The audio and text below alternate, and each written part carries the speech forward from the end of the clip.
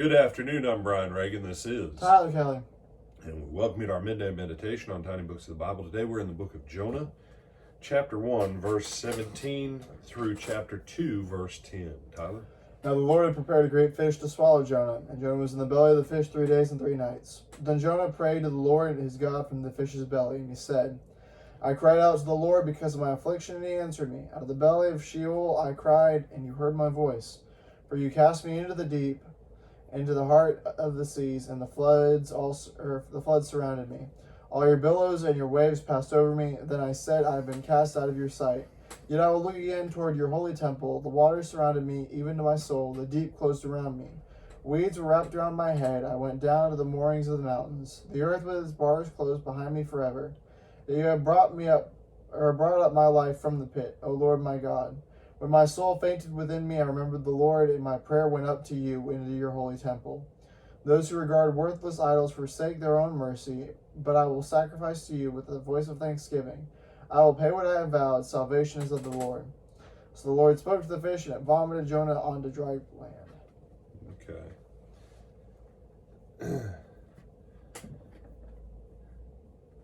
So we have this beautiful prayer of Jonah. Arguably, in many ways, it's one of the most beautiful prayers in the Old Testament. But because it's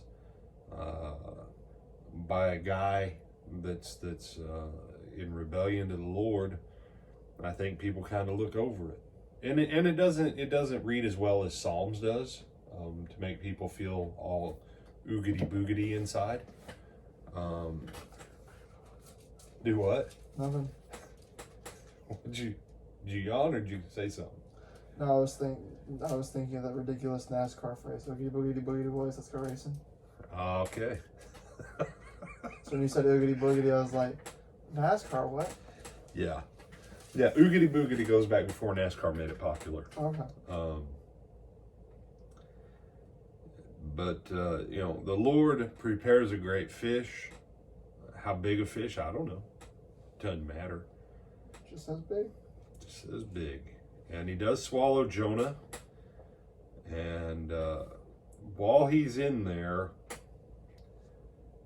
look at Jonah's faith. You have brought up my life from the pit, O Lord my God. When my soul fainted within me, verse 7, I remember the Lord, and my prayer went up to you into your holy temple. He's not talking about the temple in Jerusalem. Jonah knows. Jonah knows. Yes, the physical temple is still standing, the Temple of Solomon, but Jonah understands there's a larger issue here. Let me say,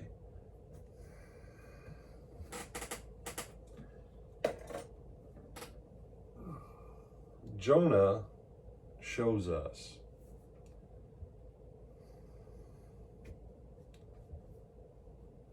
the struggle of a person with God,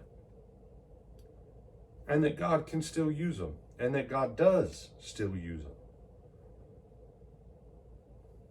He runs from him, then he says, yeah, this is happening to me because of God, throw me into the water. He knows it's a death sentence. His language implies that he was probably at the last seconds of consciousness when this great fish came and swallowed him up. He was probably at the last seconds of consciousness.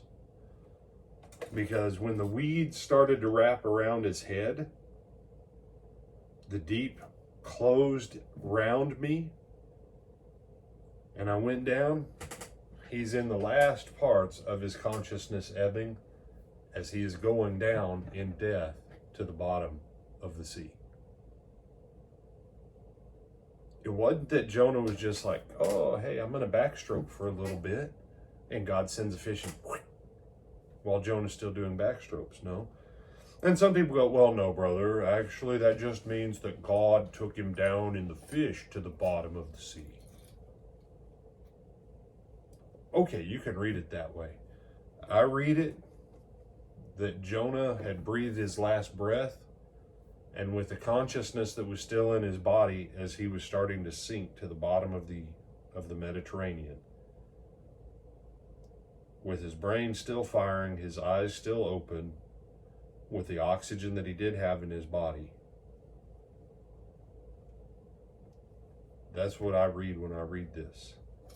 That then this fish came, swallowed him up. The fish probably came back up, got some fresh air. Jonah got some fresh air, but he's still stuck inside of a belly of a fish. 3 days. Now think about that, Tyler.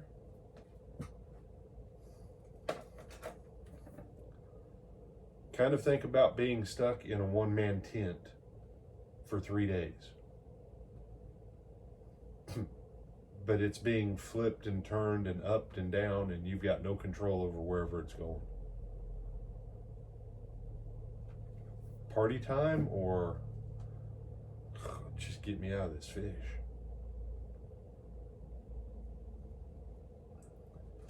When you romanticize the Bible, you miss it. I don't have a problem with the little kids doing artwork where they get to color neat little looking fishes and a smiling Jonah. Oh, thank you, Mr. Fishy, for puking me up. Fine. That's fine.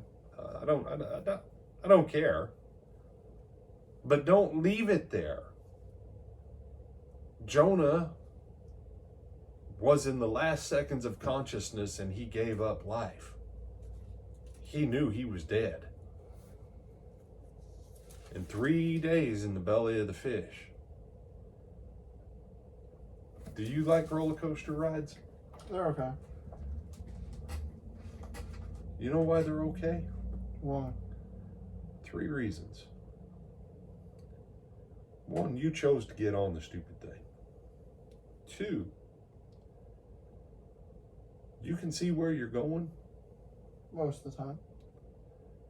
And 3, you know it's going to end before the hour's out. You say, brother, there's no roller coaster that's 58 minutes long. Do y'all know why there's no 58-minute long roller coaster? Because nobody would be stupid enough to ride it. Yeah, you physically couldn't handle it. Even astronauts, you know why they have to get them into space as quick as they can at those high G forces? Because if they tried to do that thing over like a 6-hour period or something, wouldn't work. You cannot handle a roller coaster for an hour. The 278th time that you spin a loop-de-loop and round something at 70 miles an hour with the G-forces and everything else, do that nonstop for an hour. It would scramble your brain, and when you got off, you wouldn't be able to stand up, and you'd be sick as a dog. Jonah had 3 days of that in this fish. I don't know if y'all have ever watched fish. They do all kinds of crazy stuff. And Jonah's inside of him. He was near death, and now he's inside of something that I promise you, by day 3, he's wishing he would have died. But now he's at a place where he's like, oh Lord my God, you have kept me alive from dying. You sent this fish to save me. Can it please get me out now? Yeah. And I'll sacrifice to you with a voice of thanksgiving. I'll pay what I have vowed. Salvation is the Lord. Please let me out. yes. And who's he depending on? What's the Lord called in verse 8, Tyler? Mercy. Mercy. Did you ever play the game as a kid? Grab each other's hands like that, grip, and then see who could make the other one scream first? Not really, I mean a couple of times, but And I think make them scream. I think we played Uncle until we were like in 6th grade. Yeah, Uncle, there we go. And you got Uncle, Uncle, Uncle, mercy, mercy, mercy. Job's now just cried, mercy, mercy, mercy. You win, mercy. And now I want you to see something that we kind of miss. Verse 10. Read verse 10 for me again. Tyler. So the Lord spoke to the fish, and it vomited Jonah onto dry land. Now, or slow it down and read it again. So the Lord spoke to the fish, and it vomited Jonah onto dry land. God has faith. God spoke to the fish to command the fish to vomit Jonah on dry land. God spoke.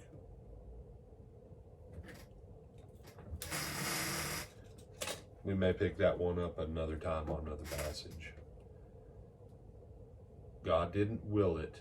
God spoke to the creation for the creature to do something, and it did. You have anything you want to add? No, sir. With that, I'm Brian Reagan. This is Tyler Kelly. And Lord willing, we'll see him when, Tyler? We will see them tonight at 8 o'clock. That's right. Till then.